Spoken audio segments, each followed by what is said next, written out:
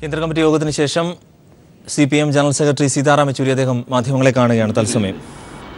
In right earnest, the demand of the farming community on the BJP that it implement its promise of announcing a minimum support price that is 1.5 times the cost of production. That is the promise they made 3 years ago, and they have reneged on this promise so far. So we are demanding that there should be a new law that should be legislated in the parliament that will give the right to the Kisans to sell their produce at the MSP. The law means that when the Kisan goes to the Food Corporation of India or any government agency to sell his produce, the government cannot refuse.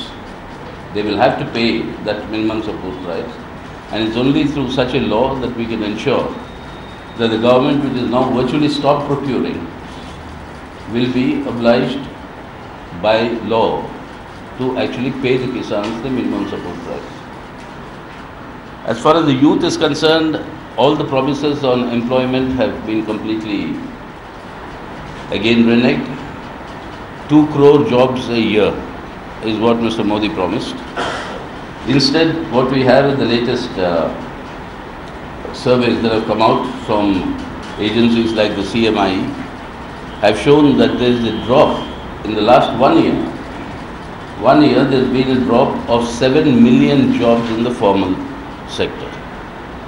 That is 70 lakh people who were working a year ago are today unemployed. Your REGA funds, the government itself admits that it is not releasing, and today it's gone ahead and I think linked REGA with the Aadhaar. The payments have to be done only through the Aadhaar, and they have admitted that 10,000 crores or more every year as the wage bill is something that they have not been given for the last 3 years every year. That is more than 30,000 crores. So rural employment is declining. Your services sector, your IT industry is reporting a big crisis, retrenchment, no future employment possibilities. So in all the 3 sectors of the economy, there is a very sharp fall in employment. So burdens on the people growing, that is one aspect of this rule that is intensified during this period. The other aspect is this sharply escalating atmosphere of intolerance and violence against the Dalits and the Muslims, particularly by the Gaurakshak Samitis, etc.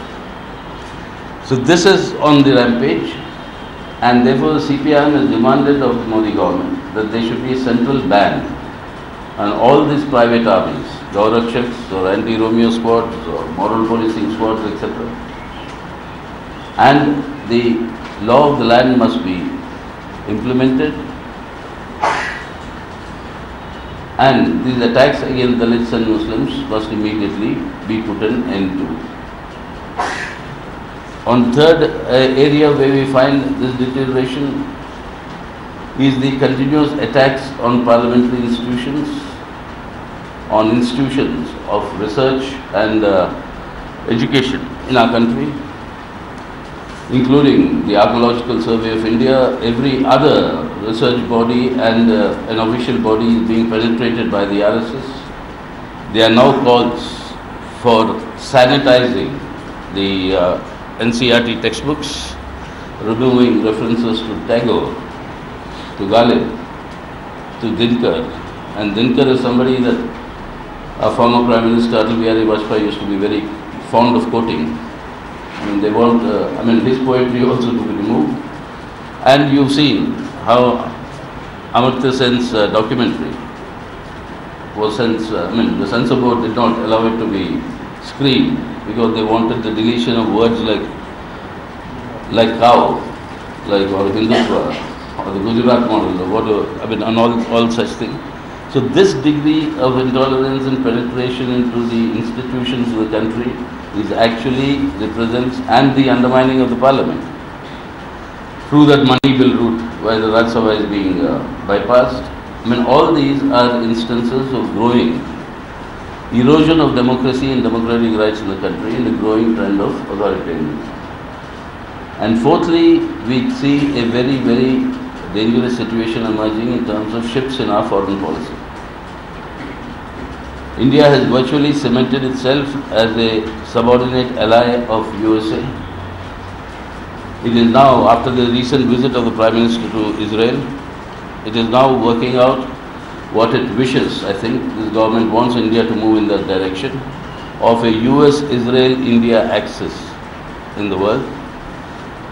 It has aligned itself with the USA and Japan in the South China Sea, in the Bay of Bengal, doing joint naval exercises. So virtually, the non-aligned independent foreign policy of India is being given a burial. Not even a decent burial. It is being given a rupturous burial.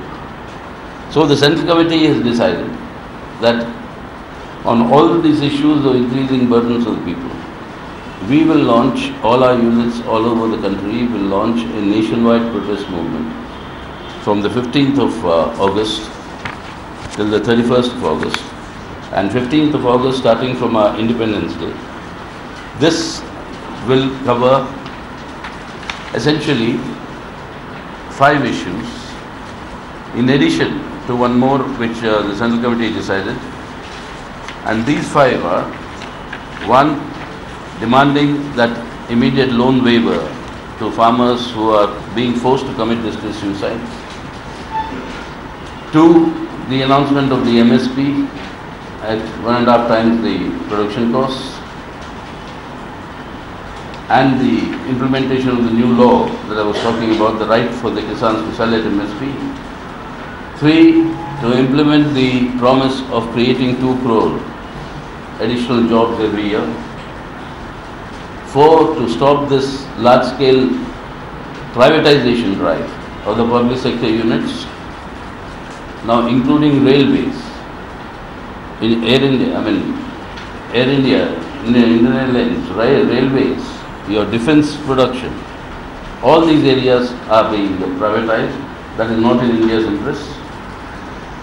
And then we have adopted a separate resolution on the GST, that the GST is imposing untold burdens on a vast sections of people, particularly the smaller industry, textiles, trade, including your firecrackers industry, and this sort of an arbitrary and indiscriminatory rates that have been fixed up by the GST Council is creating a lot of hardship.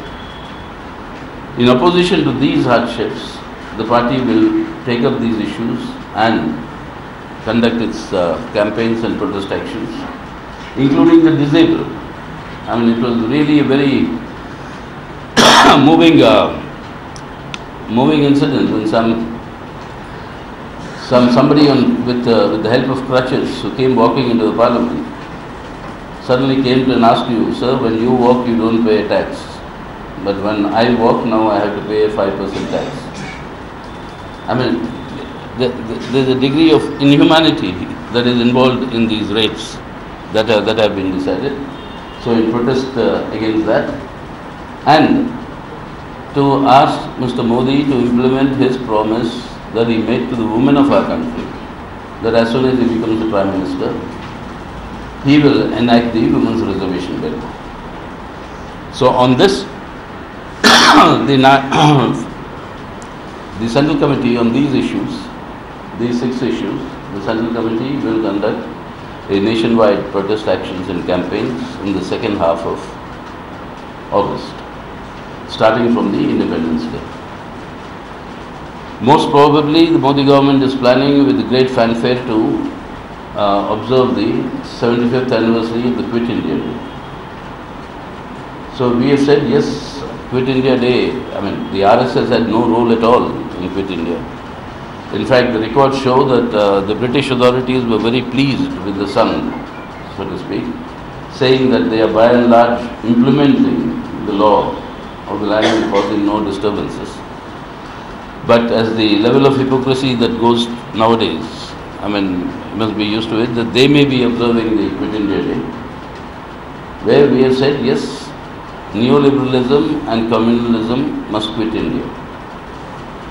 So on the 9th of August, that will be the basis on which CPM will be conducting its campaign. In addition to this, given the very marked shift and a dangerous shift in India's foreign policy direction, and our becoming a junior partner to the USA in world affairs and its strategic designs, the party has decided that September 1 is usually World Peace Day and Anti-Imperialist Day. On September 1, all over the country, we will conduct a campaign denouncing the shift in India's foreign policy, and demanding that we restore to ourselves our independent foreign policy, which has been the hallmark of India. Thirdly, what we have decided is that we will seek the cooperation of all the secular democratic forces and to try and conduct a wider campaign against communalism, not only with political leaders and political parties, but also with civil society movements and various other forces, and that to be undertaken in the month of September. And finally, on the attacks against the Dalits and the minorities, the party has decided to mobilize the broadest possible sections of the Indian people and Indian society in these protests. So this is the essence of the 3-day meeting decisions that the party is undertaking. In addition, the party has heard the Tripura State Committee's report on the preparations for the coming assembly elections. The RSS BJP is very active in Tripura now, and they say that Tripura is going to be the next northeastern state that they are going to capture. They have already begun their activities in order to polarize the people of Tripura between tribals and non-tribals, which has been a very, very emotive issue in Tripura in the past and led to a lot of violence and strife. There was a road blockade of the national highway, but we heard with satisfaction the manner in which the Tripura state government and the CPIM had conducted itself in that situation and diffused the tensions there. But we are determined that the peace-loving people of Tripura are going to give a fitting rebuff to the RSS BJP in these coming elections. In fact, I declared when I been gone to Agartala that if the BJP thinks that it is going on a victorious march in the northeast, it will meet its Waterloo in Tripura, and there, that is where we are determined to make sure that its conspiracies and its methods do not work. Then, in addition to that, there are various other issues, a separate resolution with GST, as I mentioned to you. We have discussed also issues like the Aadhaar and the question of privacy. And the CPM of the opinion that there should be a new law introduced in the country on protection of the privacy of individuals. Because what the Supreme Court today is discussing is not whether privacy is a fundamental right or not, but there should be reasonable restrictions to this privacy. Today, privacy is not an issue between the government and the individual. Government wants reasonable restrictions in order to combat terrorism, in order to combat other unlawful activities. But what we are saying today, privacy is an issue that is connected with the individual and the corporate world. Data is the biggest asset today for all the corporates, and this huge database of the Indian people through the Aadhaar, that needs to be protected to protect the right of the individual. Unlike what we saw through the geo, what appeared on the websites of the Aadhaar data of certain sections of the individual, these sort of things must be protected. So finally, we discussed the proposal of the West Bengal State Committee, that they had earlier proposed that I should be fielded for the third time in the Rajya Sabha. because that, according to the state committee, was the best way to foil the fact that the 6th seat also will not be won by the Trinamool Congress. That earlier the Politburo rejected that proposal, saying that it would not be proper for the CPIM to enter or contest any election with the support of the Congress. But after that, because the Election Commission had postponed these elections, the State Committee, earlier it was the State Secretariat of West Bengal, the State Committee also met and reiterated the proposal and asked the Central Committee to reconsider their opinion. This was discussed in the Central Committee. And all of you are aware, I think it was on the 30th of April, when for the first time in a media interaction, I said I am not going to be a candidate seeking the third term, because the party's norms are not more than 2 terms in the Rajya Sabha. But since the State Committee said that they wanted the Central Committee to reconsider, and Bengal is an important State Committee for the CPIM, so the Central Committee reconsidered that issue, discussed that issue, and reiterated the same decision, saying that A, taking the support of the Congress or having an alliance with that is not in consonance with our party Congress decisions. B, the General Secretary will have to spend more time with the party and the organization, and therefore it's not normally been the norm in our party, at least. Unlike in other parties, in our party, the General Secretaries normally are not there in the Parliament. Thirdly, that 2-term norm is there, which is something that we would want to stick to. And I think it is important that in today's world of Indian politics, there has to be somebody who is still sticking to some principles of political morality, and there has to be some limits to the degree of degeneration of political morality that is taking place. So in that background, in that environment, I mean, this was the decision that was taken. കേന്ദ്ര നയങ്ങൾക്കെതിരെ രാജ്യവ്യാപക പ്രക്ഷോഭത്തിനൊരുങ്ങി CPM August 15 മുതൽ 31 വരെയാണ് പ്രക്ഷോഭം. വർഗീയതയ്ക്കെതിരെ മതനിരപേക്ഷ കക്ഷികളെ അണിനിരത്തിക്കൊണ്ട് മുന്നേറാനും CPMന്റെ തീരുമാനം. മറ്റു കാര്യങ്ങൾ കൂടി വിശദമായി കേന്ദ്ര കമ്മിറ്റി യോഗത്തിന് ശേഷം CPM general secretary Sitaram Yechury ദില്ലിയിൽ മാധ്യമങ്ങളെ കാണുകയായിരുന്നു.